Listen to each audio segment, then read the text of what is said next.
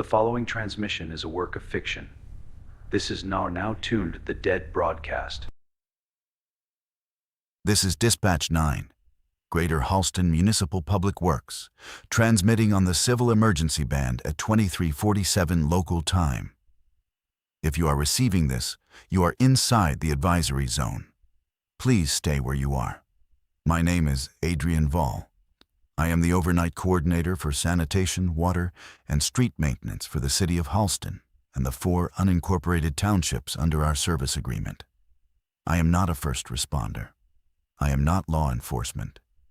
I want you to understand that up front, because the voice you're hearing right now is the voice of a man who dispatches snowplows and reads sewer telemetry. And that is the level of authority I have. The reason I'm on this band is that the official emergency channel was activated at 22:06 this evening with a bulletin I now need to correct. The bulletin instructed residents not to respond to voices calling from outside their homes. I want to be very careful here. That bulletin was not wrong, but it was incomplete, and the wording has caused a problem we are still trying to measure. There are no voices. There were never any voices. The phrase was used because the system that issued the bulletin only has a small library of pre-written advisory templates, and the template closest to what was happening was the one written for home invasion scenarios. So an automated system reached for the closest available language, and the closest available language was wrong. I'm going to tell you what is actually happening as clearly as I can, while my crew continues to report in. We have 11 trucks out tonight. As of the last roll call, 9 of them have answered. I am waiting on the other 2. Please do not open your doors. Please do not approach your windows. I will explain why in a moment. Stay with me.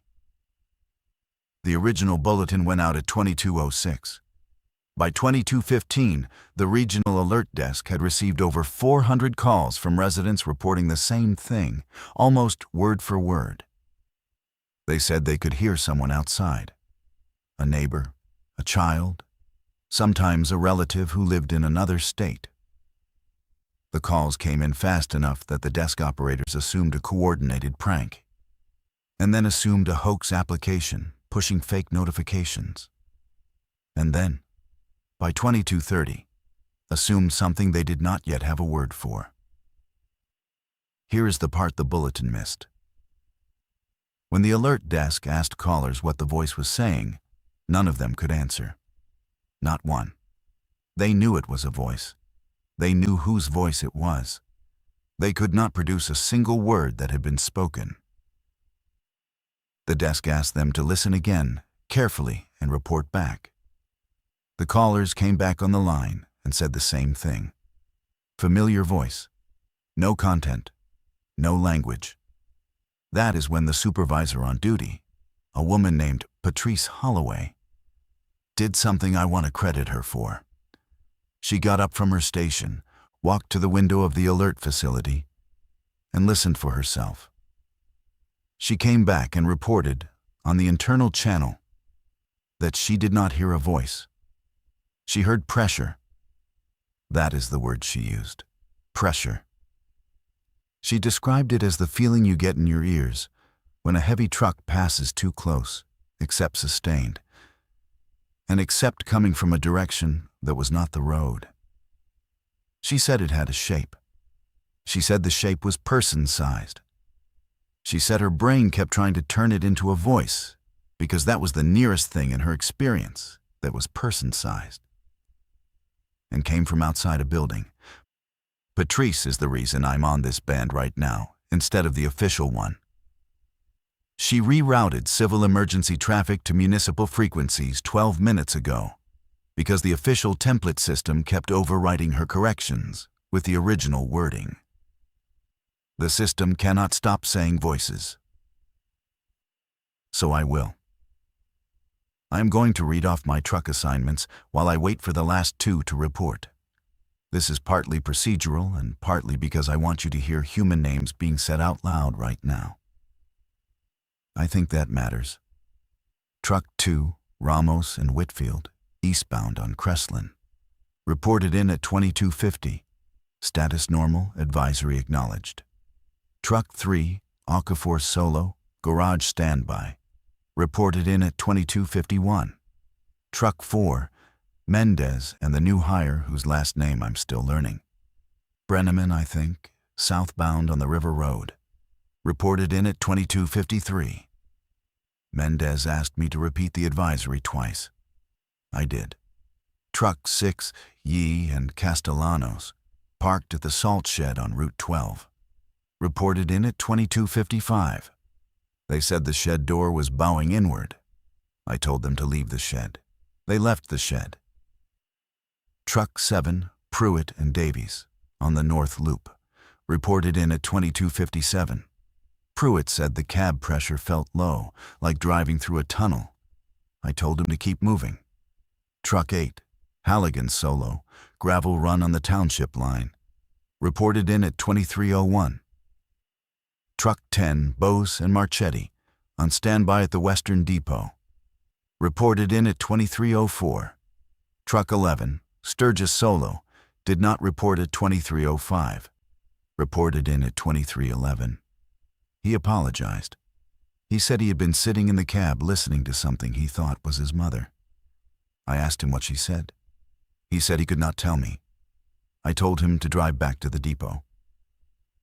He is driving back to the depot. I am still waiting on trucks 1 and 5. While I wait, I want to give you something practical, because I know some of you are sitting in your living rooms right now with the porch light on, and the feeling that someone you love is standing on the other side of your front door. And I know how strong that feeling is. I felt it 40 minutes ago.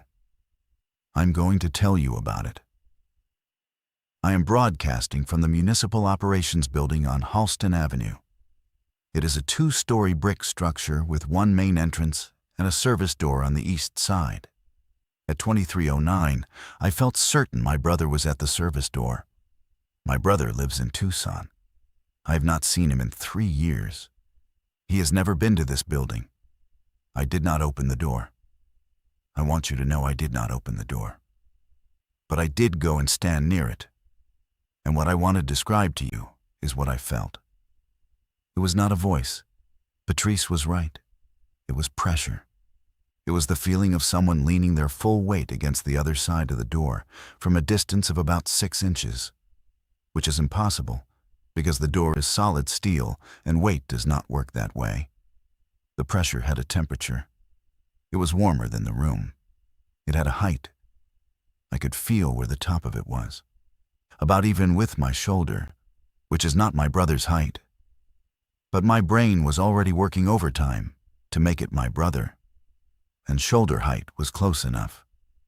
I stepped back from the door. The pressure stayed where it was. I want you to do the door test, if you have not already. Stand 5 feet from your front door. Do not touch it. Do not call out. Just stand there and pay attention to what your body tells you. Whatever you feel, whoever you feel, I want you to understand that it is not who you think. It is the shape. Truck 1 reported in at 2318. That is 11 minutes late. Solace was driving. She apologized for the delay. She said she had pulled over on the bridge on 8th Street because the bridge railing looked wrong. I asked her what wrong meant. She said the railing was bowed outward, away from the road, as if something on the riverside had been leaning on it. She said there was nothing on the riverside. The river is 40 feet down. She is on her way back to the depot now. Truck 5 has not reported in. Truck 5 is Carmichael and June, on the loop through the cemetery extension off Route 9. That is the oldest part of our service area. Narrow roads, bad signal. I am not concerned yet. I want you to hear me say that. I am not concerned yet. I'm going to keep this channel open while I try to raise them. If you are in the residential corridor between Route 9 and the old quarry, please stay inside. Please do not look out your back windows. I am not telling you this because there is something to see. I'm telling you this because looking will make the shape easier to find you. That is the best way I can describe it right now. The shape uses attention. Do not give it yours. Truck 5, this is Dispatch 9. Come in. Patrice Holloway is patched into this broadcast now. She is going to stay on with me for a while. I want you to hear another voice, partly because she knows more than I do about what is happening, and partly because, in the next hour or so, you may need to remember that there is more than one person still talking on the public bands. Patrice, are you there? I'm here, Adrian. Patrice, say, can you tell the listeners what you told me about the shape?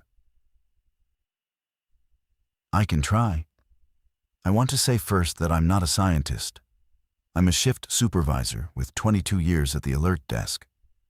And what I'm about to describe is what my eyes and my ears and my skin have been telling me for the last 3 hours. I'm going to use plain words. Go ahead. There is something outside. I don't know how many of them there are. I think it might be one thing that is in a lot of places at once, but I'm not sure, and I don't want to guess. What I can tell you is that it has the rough size and shape of a person, and it stands close to buildings. It stands close to doors and windows in particular. It does not knock. It does not call out. The voices people are hearing are not coming from it. The voices are coming from inside the listener's own head, generated by the brain, trying to make sense of a person-shaped pressure that is too close to the house. So the voice is the listener's interpretation. Yes. The brain has a very strong rule that says if something person-sized is right outside your door, it is a person, and people have voices, and voices say things. So the brain fills in the voice. And because the brain knows it's supposed to be someone who would be standing at your door, it picks someone familiar, a relative, a neighbor, someone who loves you. That is why the calls all sounded the same. The shape is the same. The brain's filling in is the same. And the words. There are no words because the shape is not actually speaking. There is nothing to fill in. So people hear a voice they recognize, saying nothing they can repeat. And they stand at the door, and they wait for it to make sense. And some of them open the door.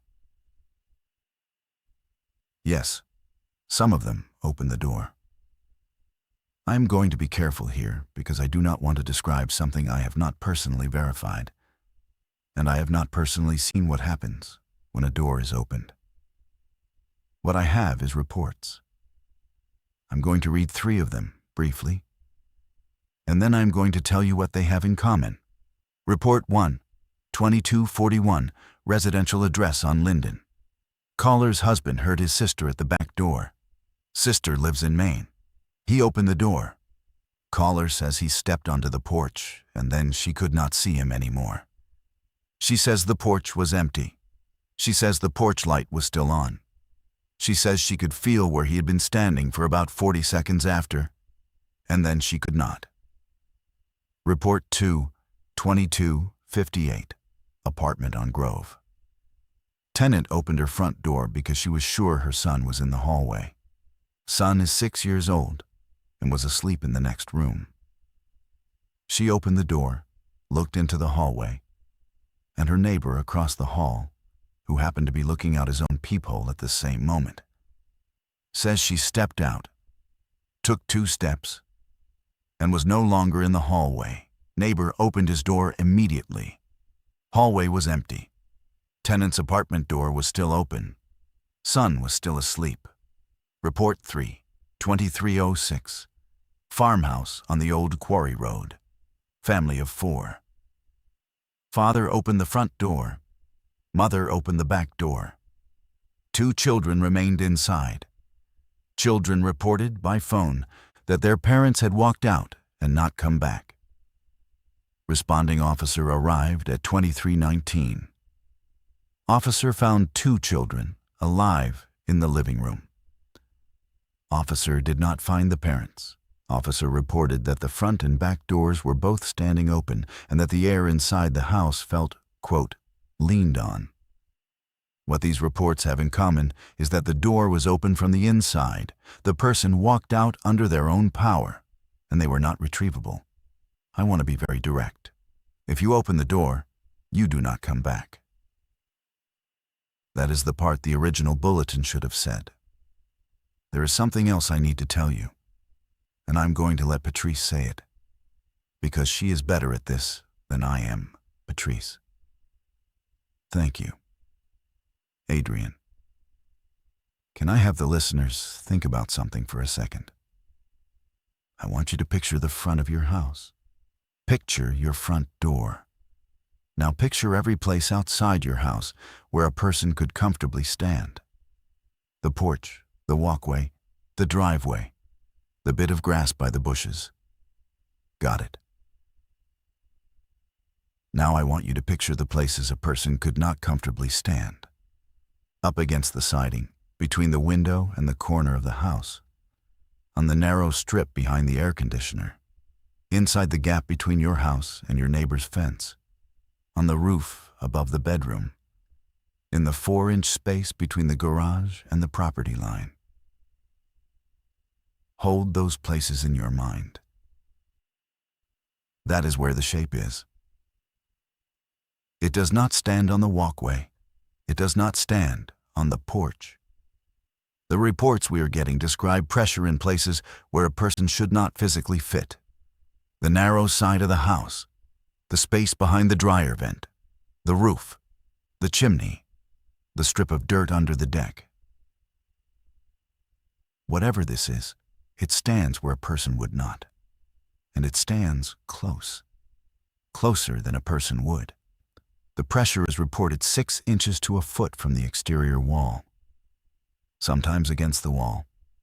Sometimes, and I want to say this carefully, sometimes the pressure is reported on the interior side of the wall, as if the shape has not entered the house, but the shape's awareness of you has. So when you do the door test Adrian described earlier, I want you to also do a wall test. Stand in the middle of your largest room. Close your eyes. Where do you feel leaned on? That is where it is closest. Do not go to that wall. Truck 5 just reported in. I want to say that first, because some of you have been waiting with me. And I do not want you to have to wait any longer than you already have. Carmichael came on the line at 2341. His voice was steady. He apologized for the delay. He said the truck had stalled at the gate of the cemetery extension, and he and June had been trying to restart it for 20 minutes. I asked him if June was with him. He said yes. I asked him to put June on. There was a pause on the line, and then June came on, and June said hello. And June's voice was correct. I want to be clear about that. I have worked with June for 6 years. His voice was correct. He sounded tired. He sounded annoyed about the truck. He told me the alternator was probably shot. He told me that they were going to walk back to the main road and hitch a ride with the next truck through. I told them to stay in the cab. I told them to stay in the cab and wait for truck 2 to come pick them up. I told them to lock the doors. I told them not to roll the windows down for anything. Carmichael said okay. The line went dead at 2344. I have dispatched truck 2 to the cemetery extension. ETA 14 minutes. I'm going to keep talking while we wait. While I wait for truck 2 to reach the cemetery extension, I'm going to do the wall test on air, because I think it will be useful for some of you to hear someone else do it first. And because I am, frankly, stalling. I am stalling because I do not want to think about truck 5 for the next 14 minutes. And the wall test is something I can do with my hands, my body, and my full attention. And that is what I need right now. I am standing up. I am moving to the center of the dispatch room. The dispatch room is roughly 20 feet by 30 feet. There are windows on the south wall, a service door on the east wall, the main corridor on the west wall, and an interior wall on the north side that backs onto the records archive. I'm closing my eyes. I am paying attention to my body. The south wall feels normal. The west wall feels normal. The east wall, where the service door is, feels like the door test from earlier, that warm, leaned-on feeling at shoulder height. Still there, still patient. I'm not surprised by that. The north wall is the one I want to talk about. The north wall feels closer than it is. I know the north wall is 14 feet from where I'm standing. My body is telling me it is 4 feet from where I'm standing. My body is telling me there is a person-sized warmth 4 feet to my north, at chest height, and slightly to the left of center. There is nothing on the other side of the north wall, except the records archive. I'm going back to my desk now. Truck 2 reached the cemetery extension at 23:58. Ramos reported in. He said the truck was there. He said Carmichael and June were not in the cab. He said the cab doors were locked from the inside. He said the windows were intact. He said the keys were in the ignition. He said there was no sign of struggle. He said the seats were warm. I asked him to repeat that last part. He said the seats were warm. Both seats. As if the men had stepped out of the truck very recently. He said the cab itself was warm in a way that did not match the outside temperature, which is 36 degrees, with a wind out of the northwest. He said the air inside the truck felt, quote, satin. I told Ramos and Whitfield to leave the cemetery extension immediately. I told them not to look at the cemetery. I told them to drive directly back to the depot. Ramos acknowledged. The line went dead at 23:59. I tried to raise Ramos again at 0000 hours. No response. I tried Whitfield's personal cell. No response. I tried the truck's GPS beacon. The beacon is stationary at the cemetery extension gate. At 00:02, I tried Truck 6, Yee and Castellanos. They were the salt shed crew. They'd been parked on Route 12. No response. At 00:03, I tried Truck 7, Pruitt and Davies, the North Loop.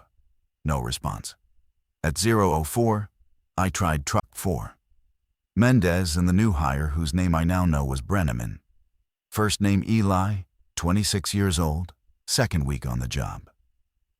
No response. At 00:05, I tried Truck 8, Halligan Solo. No response.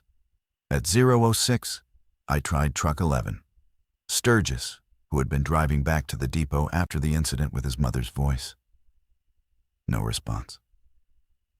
I want to say something here on the broadcast, because I think the people listening deserve to know what kind of night this is. I dispatched 11 trucks tonight. I have lost contact with 7 of them in the last 7 minutes. The 4 I still have on the line are Truck 1, which is Solis, parked at the main depot. Truck 3, which is Okafor, in the garage. Truck 10, which is Bose and Marchetti, at the western depot. And the operations building, which is me and Patrice and the night janitor, whose name is Henrik, and who is currently sitting in the break room with the door closed. That is what I have left. The 4 unincorporated townships under our service agreement are Halston North, Halston South, Brenneman Mills. No relation to Eli. The township is older, and Crestland Junction. Each township has a volunteer constable who maintains a radio in their home. The radios are old. The radios still work. At 00:09, Halston North reported in. The constable there is a man named Doss. Doss said he had 17 households in his township. He said he had been calling them on the phone for the last hour. He said 14 had answered. He said 3 had not. He said of the 14 who answered, 11 of them were upset, 2 of them were calm, and one of them was a child who said her parents had gone outside about 40 minutes ago to talk to a man on the lawn and had not come back in. I asked Doss if he had gone to check on the 3 households that had not answered. Doss said no. Doss said his porch had been leaned on for the last hour, and he did not feel that going outside was something he was going to do tonight. I told Doss he had made the right call. At 011, Halston South reported in. The constable there is a woman named Yarrow. Yarrow said she had 9 households, and she had reached all of them. She said all of them reported the pressure. She said none of them had opened any doors. She said she was proud of them. I told her to tell them I was proud of them too. At 013, Brenneman Mills reported in. The constable's name there is Marek. Marek said he had 31 households. He had reached 12. He was still calling. At 015, I waited for Kreslin Junction. The constable there is a man named Petrov. Petrov did not call in. The line at his house rang 12 times and did not pick up. I am going to try Petrov again in 5 minutes. In the meantime, Patrice has something she wants to say to the listeners, and I want to step back from the microphone for a moment because I need a minute. Patrice. Hello. This is Patrice Holloway. Adrian is going to step out for just a minute. He is fine.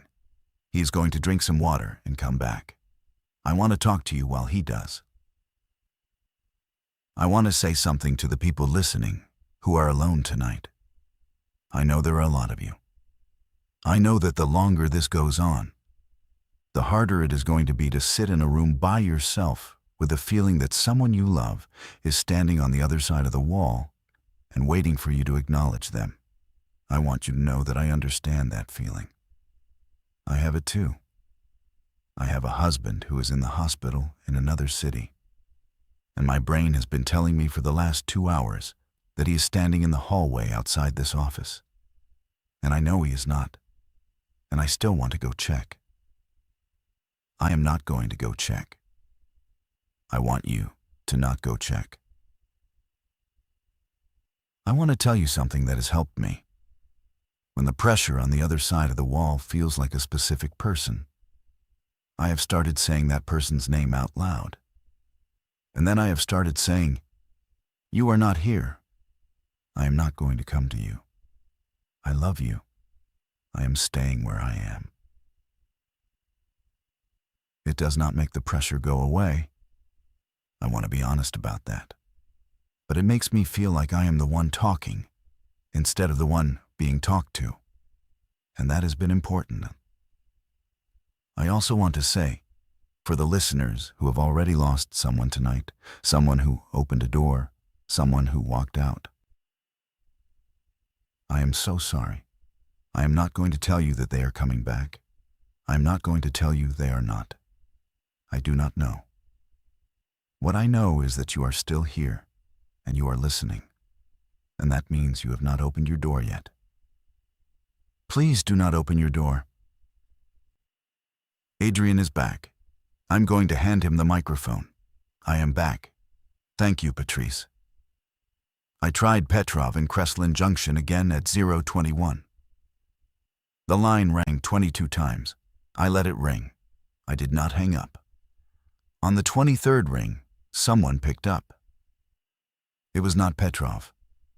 I want to be careful about what I say next because I do not know who answered the phone, and I do not want to assign identity to a sound on a line.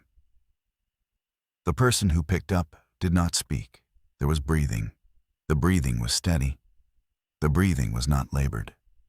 It was the breathing of a person who had walked across a room to answer a phone and who was not in any particular distress about having done so. It was, I will say this, a person-sized breathing. I said hello. I said, "This is Halston Municipal Dispatch." I said, "Is this Constable Petrov?" The breathing continued. I said, "If this is not Petrov, please identify yourself." The breathing continued, and then, Very faintly, in the background of the line, I heard a sound that I am going to describe carefully. It was the sound of a chair scraping on a wooden floor. It was the sound of someone else, in the same room as the person holding the phone, sitting down at a table. That is all I heard. I hung up. I am not going to dispatch anyone to Crestland Junction tonight. I want the 4 trucks I have left to stay where they are. I want Doss in Halston North and Yarrow in Halston South and Merrick in Brenneman Mills to stay where they are. I am declaring, on my own authority as overnight coordinator, that this broadcast is now the primary civil channel for the greater Halston service area. Stay with me. At 0:28, I received a call on the secure line from the County Emergency Management Office in Welford, which is 40 miles east of Halston. The director on duty is a woman named Lou. I have spoken with Lou twice before, both times about flooding. Lou told me that the advisory zone is larger than we thought. She said the original bulletin went out to a 3-county area. She said similar reports are coming from all 3 counties, and from at least 2 counties further east. She said the State Emergency Management Office is aware. She said the state office is not yet ready to issue a regional bulletin because they are still arguing about wording. I asked her what the wording fight was about. She said the template system at the state level will not accept the word pressure as a category of public threat. She said the system requires the threat to be either a person, a vehicle, a weather event, a hazardous material, or an animal. She said pressure does not fit any of those, and so the system keeps reverting to person, and the bulletins keep going out talking about voices. I asked her how many people had opened their doors statewide. She said they did not have a number. She said the number was, quote, large enough that we are not giving it out. I asked her what she wanted me to do. She said, keep broadcasting. She said, keep telling people the door test and the wall test. She said the voice version of the bulletin is killing people, and the only thing slower than the template system is grief. At 0:34, the night janitor Henrik came out of the break room and walked down the corridor and into the dispatch room. I want to describe Henrik for you because he is going to be on this broadcast in a minute, and because I think it is important that you know who is in this building with me. Henrik is 61 years old. He has worked at the Municipal Operations Building for 19 years. He is from a country I am not going to name on the air because I'm not sure if his family is still there, and I do not want to make their lives harder. He is a quiet man. He keeps the building clean. He brings in pastries on Fridays. He once fixed a leaking pipe in the dispatch room himself, on his own time, because he said the city would take 3 weeks to send a plumber, and he did not want me to listen to the dripping. Henrik came into the dispatch room and sat down in the chair across from my desk. He did not say anything for a moment. Then he said, Adrian, there is someone in the break room. I asked him what he meant. He said he had been sitting in the break room with the door closed. He had been reading a paperback. He had been ignoring what he could feel against the back of his chair.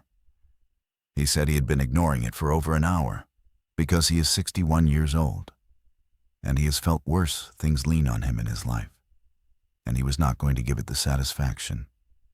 He said at 0:32, he heard the chair across the table from him pull out. He said no one was in the chair. He said the chair pulled out anyway, about 8 inches, the way a person pulls out a chair before they sit down. He said he closed his book, put it on the table, stood up, and walked out of the break room without looking at the chair. He said he is not going back into the break room tonight. I told Henrik he could sit in the dispatch room with me and Patrice for the rest of the shift. He is sitting here now. Henrik wants to say something to the listeners. I am going to let him. His English is good. He says he wants to say it in English because most of the people listening speak English. He says if anyone listening speaks his language and wants to hear it in his language, he is sorry. He is going to do it in English tonight. Henrik. Hello, my name is Henrik. I am the cleaner here.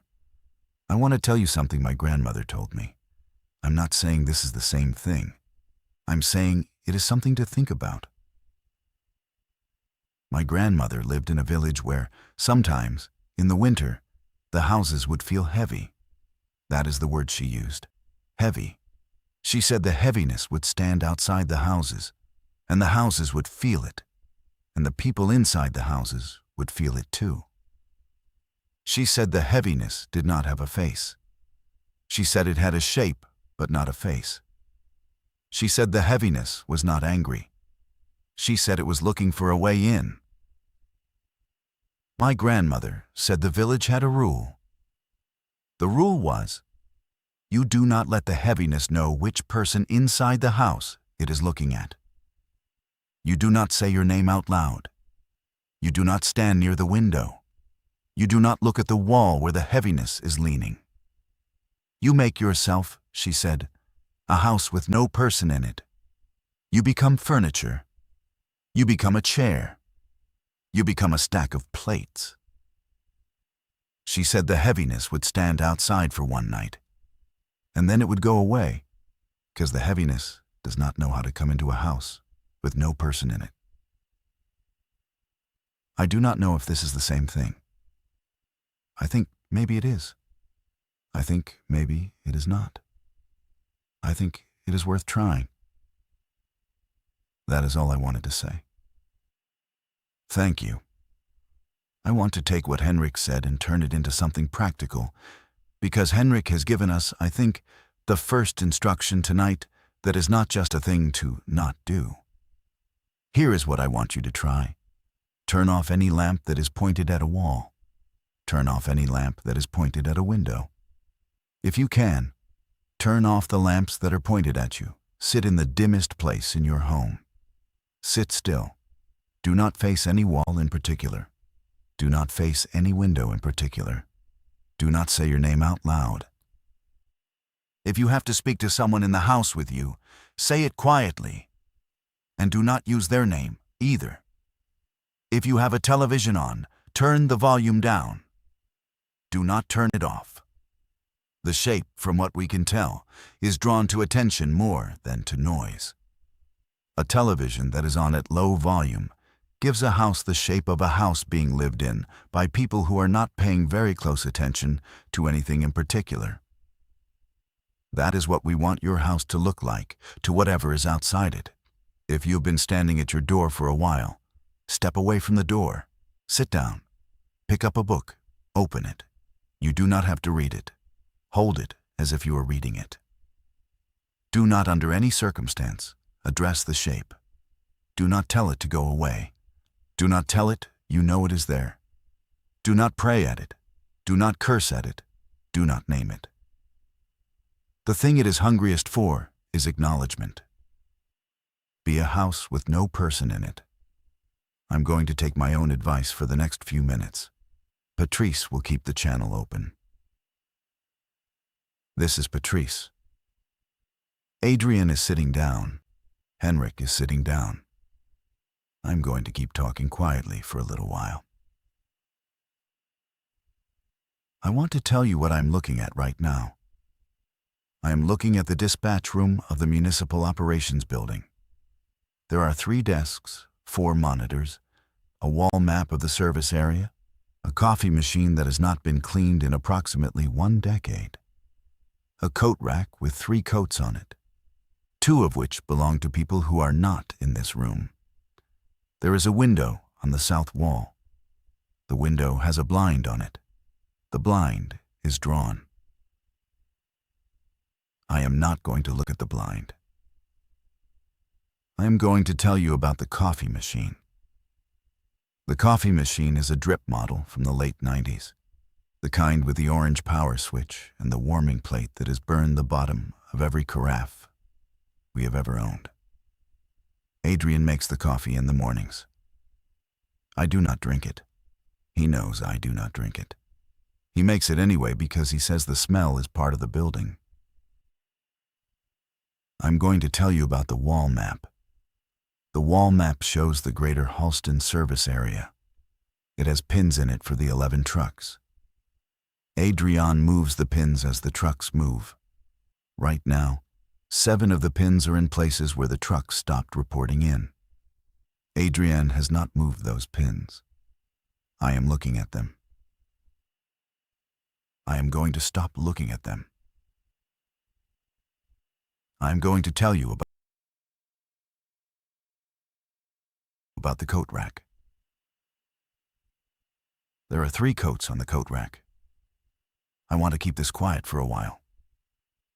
At 0:51, something moved in the corridor between the dispatch room and the break room.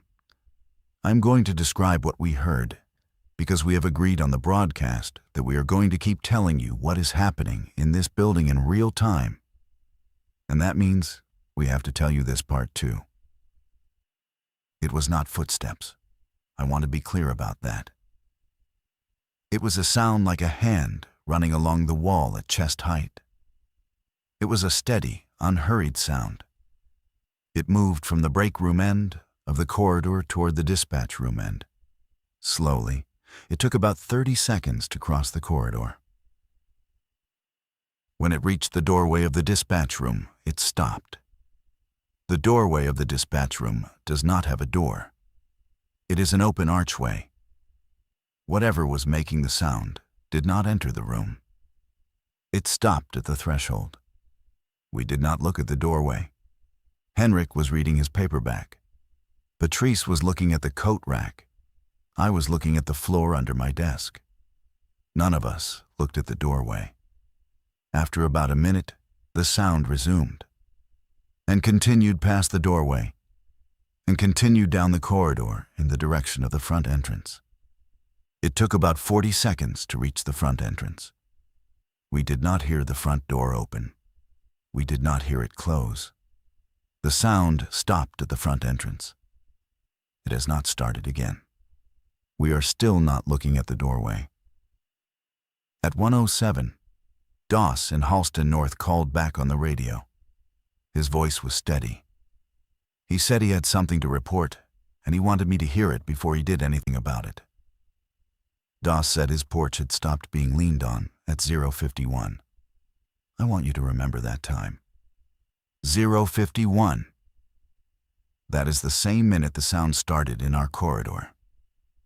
Doss said the porch felt empty. He said he had stood in his living room with his eyes closed for 10 minutes to be sure.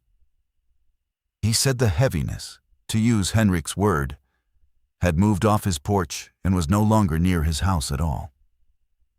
He said he had checked all 4 walls. He said all 4 walls felt normal.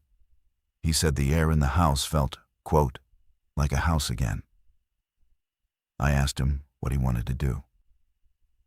Doss said he wanted to go check on the 3 households that had not answered their phones earlier. He said if the heaviness had moved off his porch, it might have moved off other porches too. He said he was not going to open any doors that were already closed. He said he was just going to walk past the 3 houses and look at them from the road. I told Doss that I could not stop him. I told Doss that if he went, I wanted him to call in every 2 minutes on the radio. I told him that if he missed a check-in, I would not be sending anyone after him. I wanted him to know that going in. Doss said he understood. He said he was going to put on his coat and take a flashlight and walk down the road and look at 3 houses and come back. He said he would call in at 1:09. He called in at 1:09. He called in at 1:11. He called in at 1:13. He called in at 1:15. At 1:17, he said he was at the first house. He said the porch light was on.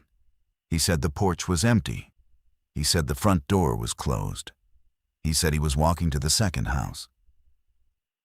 At 1:19, Doss reached the second house. He said the porch light was off. He said the front door was open. He said it was open about 8 inches, the way a person opens a door when they are about to step outside, but have not stepped outside yet. He said he did not approach the door.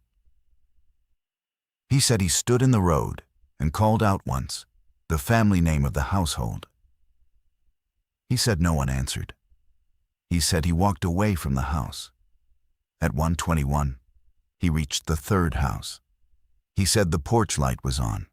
He said the front door was closed. He said there was a figure standing on the porch. I want to tell you exactly what he said next, because I want to be accurate. He said, quote, "Adrian, there is a figure on the porch. It is a person-shaped figure. It is not moving. It is facing the front door. I am going to keep walking. I am not going to address it. I am not going to look at it directly. I am going to walk past it on the road and continue back to my house." I told Doss that was the right call. Doss called in at 1:23. He said he had passed the third house. He said the figure had not moved. Doss called in at 1:25. He said he was halfway home. Doss called in at 1:27. He said he was at his own porch. He said his own porch was still empty. He said he was going inside. Doss called in at 1:28. He said he was inside. He said the door was locked. Doss called in at 1:30. He said something I'm going to repeat for the broadcast. He said the figure on the third porch had been facing the wrong way. I asked Doss what he meant. Doss said the figure on the third porch had been facing the front door of the house. That was what he had said the first time. But on his walk back, he said, he had been thinking about it, and he wanted to correct his report. He said the figure had been facing the front door, but the front door of that house faces the road. So a figure facing the front door from the porch would have its back to the road. Doss had walked past on the road. He had not seen the figure's face. He had only seen its back. Except, Doss said, on the walk back, he had passed the third house from the other direction, and he had glanced just once at the porch. The figure had still been facing the front door, which meant, Doss said, that the figure had turned around. Without him hearing it, without him seeing it, the figure had, at some point between his first pass and his second pass, rotated 180 degrees in order to continue facing the front door, in order to continue having its back to him. Doss said he did not know if that was important. He said he wanted us to know. I told Doss it was important. I'm telling you, the listeners, it is important. The shape does not want to be seen from the front. We do not know why. At 1:36, the streetlights on Halston Avenue went out. I want to be careful here because the streetlights on Halston Avenue go out roughly twice a month due to a known fault in the substation on 8th. And there is no reason to assume tonight's outage is related to anything other than the substation. I'm going to say that, and then I'm going to tell you what else happened at 1:36. At 1:36, every porch light, every street light, and every interior light visible from the windows of the operations building went out. All at once. Not a flicker, not a brownout, a clean cut. The dispatch room is on backup generator. The generator is in the basement. The generator did not lose power. The lights in the dispatch room stayed on. Patrice walked to the south window. I told her not to. She said she was not going to open the blind. She said she was going to stand next to it. She stood next to it. She said the blind was warm. She came back to her desk. Henrik said something quietly in his own language. He did not translate it. I keyed the radio and asked Solis at the depot if her lights were out. She said yes. I asked Okafor in the garage. He said yes. I asked Bose and Marchetti at the Western Depot. They said yes. I asked Doss in Halston North. Doss said his lights were still on. I asked Yarrow in Halston South. Her lights were still on. I am going to give you the geography, because I think it matters. The blackout, as far as we can tell from radio check-ins, covers the city of Halston and the immediate suburbs to a radius of about 4 miles. Halston North, Halston South, Brenneman Mills, and the surviving portions of Crestland Junction are outside the blackout zone. They still have power. They still have street lights. Inside the blackout zone, there are approximately 22,000 residents. Inside the blackout zone, the only lights still on, as far as we can tell, are emergency lights and generator-fed buildings. The hospital, the fire station, 2 of the 3 police precincts, the water treatment plant, the operations building, which is us. Inside the blackout zone, every household that does not have a generator is currently sitting in the dark. I want to say something to those households, very directly. You are not safer in the dark. I know it feels that way. I know it feels like the shape cannot find you if you cannot find yourself. I know it feels like the dark is a kind of hiding. It is not. The shape does not use light. The shape uses attention. And the dark, for most people, focuses attention. The dark makes you listen harder. The dark makes you look at the door. Do not look at the door. Light a candle. Sit in the middle of the room. Read a book. Be furniture. At 2:14, the pressure on the east service door of the operations building eased. I noticed it before anyone said anything. I had been carrying the awareness of that door, of my brother who is not my brother, for almost 4 hours. I had stopped consciously thinking about it. It had become a background condition, the way a sound in a room you have been in for a long time becomes a background condition. And then at 2:14, the background changed, and I looked up from my desk, and I knew the door was empty. I said, "The east door is empty." Patrice said, "The south window too." Henrik said, "The break room is empty." We sat for a moment. I keyed the radio. I asked Solace at the depot. She said her depot felt empty. She said it had felt occupied for the last 3 hours, and now it did not. I asked Okafor. Same. Bose and Marchetti. Same. Doss in Halston North said the 3rd house on his street was now empty. He could see it from his window. The porch light had come back on. The figure was gone. Yarrow in Halston South said her township felt normal. Marek in Brenneman Mills said the same. We did not hear from Crestland Junction. I want to be very clear that this is not over. The pressure has eased. The shape has moved. We do not know where it has moved to. We do not know if it is gone, or if it is resting, or if it is doing whatever it does between the hours when it stands close to houses. We are not going outside. I'm going to read the list of names now. I've been putting it off. I want to read it before the sun comes up, because I want them said while it is still the same night they were lost on. From Truck 2, Aldo Ramos. Teresa Whitfield. From Truck 4, Diego Mendez. Eli Brenneman. From Truck 5, Jonas Carmichael. Minsu June. From Truck 6, Lanyi. Rafael Castellanos. From Truck 7, Wendell Pruitt. Eileen Davies. From Truck 8, Patrick Halligan. From Truck 11, Gregor Sturgis. That is 12 of my people. I've known most of them for years. Some of them I trained. Mendez was at my wedding. Davies is the godmother to my niece. Sturgis and I went to the same high school, a year apart, though we did not know each other then. I want to say their names again, slower. Ramos, Whitfield, Mendez, Brenneman, Carmichael, June, Yee, Castellanos, Pruitt, Davies, Halligan, Sturgis. I do not know if they are dead. I want to say that on the broadcast. I do not know what happened to the people who stepped outside tonight. I do not know what happens to a person who is in a place where the shape stood. I am not going to guess. I am not going to comfort myself with a guess. And I'm not going to comfort you with one either. What I know is that they are not here. What I know is that we did not lose them because they failed at their jobs. We lost them because the bulletin used the wrong word. and by the time we knew the right word, it was already late.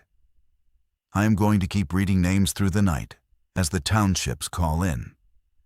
I am going to keep reading names until morning, and then I am going to read them again. Names are what we have. The sun came up at 6:42. I want to describe it, because I think a lot of you have been waiting for it. I have been waiting for it. The sky over Halston this morning is a pale, even gray. There is no wind. The streetlights came back on at 6:31, 11 minutes before sunrise, all at once, the same clean way they had gone out. The blackout zone is no longer a blackout zone. The substation reports no fault. The substation reports that it does not know why the lights went out, and it does not know why they came back on. Patrice opened the blind on the south window at 6:45. She said she wanted to do it in daylight while she still had the nerve. She opened the blind. The window was a window. The street outside the window was a street. There were 2 cars parked on it. There was a dog walking down the sidewalk by itself, which is unusual for this neighborhood, but the dog looked fine. Henrik went into the break room at 6:48. He came out at 6:49. He said the chair was still pulled out. He said he was not going to push it back in. He said he was going to leave it pulled out, because that was where it was. And that was true.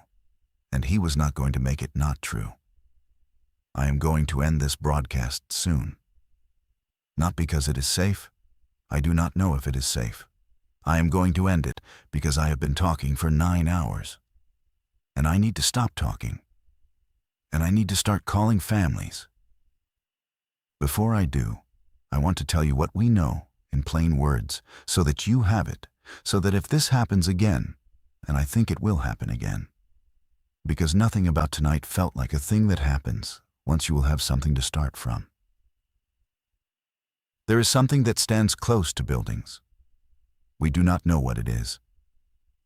It is roughly the size and shape of a person. It does not have a face, or it has a face it does not want shown. It stands in places where a person would not stand. It is drawn to attention. It is drawn to acknowledgement. It is not, as far as we can tell, drawn to noise alone, or light alone, or motion alone. It is drawn to a person paying attention to it. It does not speak. The voices are in your head.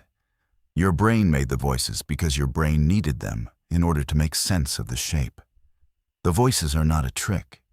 They are a translation. They are your own mind trying to be helpful. If you open the door, you do not come back. If you do not open the door, eventually, the shape moves on. That is what we know. That is all we know. The next time the alert template tells you not to respond to voices calling from outside, I want you to remember that the word voices is the wrong word, and the word outside is incomplete. The shape was outside. For most of the night, it was also closer than outside. This is Dispatch 9, Greater Halston Municipal Public Works, signing off the civil emergency band at 6:59 local time. The advisory is downgraded, but not lifted. The operations building remains staffed. Patrice Holloway will be returning to the regional alert desk at 0800 to begin rewriting the template language. Henrik will be going home, where his wife is, and where his wife has been all night, alone, with the lights off and a book in her lap that she has not been reading. He told me about the book. He told me her name. I am not going to say it on the air. I want to thank the people who called in. I want to thank the constables, Doss in Halston North, Yarrow in Halston South, Marek in Brenneman Mills, who reached 29 of his 31 households by morning. The last 2 we are still trying to reach. We will keep trying. I want to thank the listeners, the ones who did the door test, the ones who did the wall test, the ones who became furniture, the ones who turned the television down and sat in the middle of the room, and held a book they were not reading. You are the reason this broadcast had anyone to talk to at 6 in the morning. I want to thank, last, the 12 names from my crew, and the names I do not yet know from the houses in this city, and the names from Crestland Junction we may never know. I'm going to keep saying them. That is the work I have now. The work after the night is the names. If you are still listening, please go and sit with someone who is in the building with you. If there is no one in the building with you, please call someone. Do not open the door for them. This is Adrian Vall. Dispatch 9 is clear.